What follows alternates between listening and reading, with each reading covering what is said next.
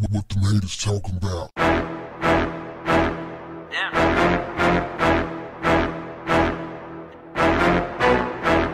What's up, family? A Virginia State linebacker allegedly stomped his Tinder date to death after he discovered the woman named Angie, who he'd had oral sex with, was a man. It went down, fam. Zimmerman Etude confessed, allegedly, that he stomped Jerry Smith to death and boxed on him after discovering he pretended to be a woman after they had oral sex. They hooked up once. Everything went cool, I guess, because they hooked up the second time. It was the second time that Zimmerman said that he discovered who dude really was. Now, this guy was a restaurant manager. His family, people in the community says he was a good guy. Doing work in the community, charity, all that kind of stuff. But allegedly this guy catfished dude, pretended to be a woman. Fellas, I need some answers. What would you do if you hooked up with someone who you thought was a woman? Let's say y'all got down, and then you found out it was actually a man. I'm talking to the heterosexual males. What would you do? Furthermore, what's your position? Everybody, this is a general question. What is your position when somebody catfishes? What's the position? Here's mine.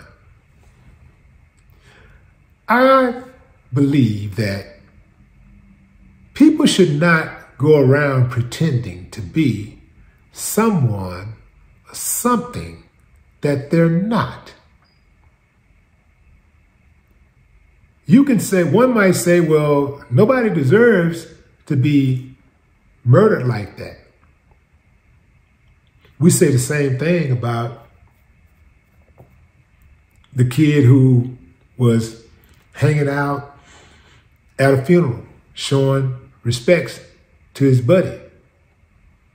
From what I understand, the dude prior to him getting killed at the funeral, he got on live and was taunting his ops, saying that y'all ain't gonna do nothing, y'all ain't gonna bust a grape or whatever, so to speak. And they came through there and laid him down at the procession after they had put the casket in the hearse. And they were walking behind the hearse. They gunned the dude down. One could say he didn't deserve, nobody deserves to die like that. But I'm gonna tell you something, fam. There are some things that you can do to facilitate dying like that. It's safe to say, if that young dude had never went live and taunted those dudes, they would have never went over there and killed him. He might still be alive today. It is safe to say that if Jerry Smith had not pretended to be a woman and hooked up with that dude, he might very well still be alive today. Everybody gotta go, but there are some things that we can do to rush it. Yes, ultimately, we all have to be responsible for our own actions.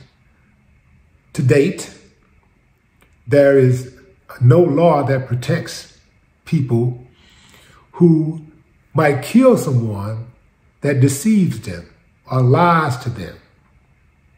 You know, under the law, you're just not automatically protected by that. You got to get you a hell of a lawyer to fight that. and try to get into the psychology of all of this type of stuff. You know, what a stiff dude is thinking and how that type of thing can ruin the mind of a heterosexual male. How that can mess that dude all the way up. How he'll never be the same. We talk about how kids get touched on and how predators destroy their lives and how they're never the same. But we don't talk about the psychological effects that this have on adults when they are deceived, when they're tricked into thinking that somebody is something that they're not. Fam, this ain't gonna stop. And it doesn't matter how many laws they make. It doesn't matter how often they punish. The only thing that's going to stop straight men from murdering, harming, guys who act like they're women is for guys who act like they're women to stop acting like they're women and coming on to these guys and carrying on romantic relationships with these guys. That's the only thing gonna stop it. Because if you come up against a stiff dude, every one of them might not bring you home. But why take a chance? No more talk. What the haters talking about? Yeah.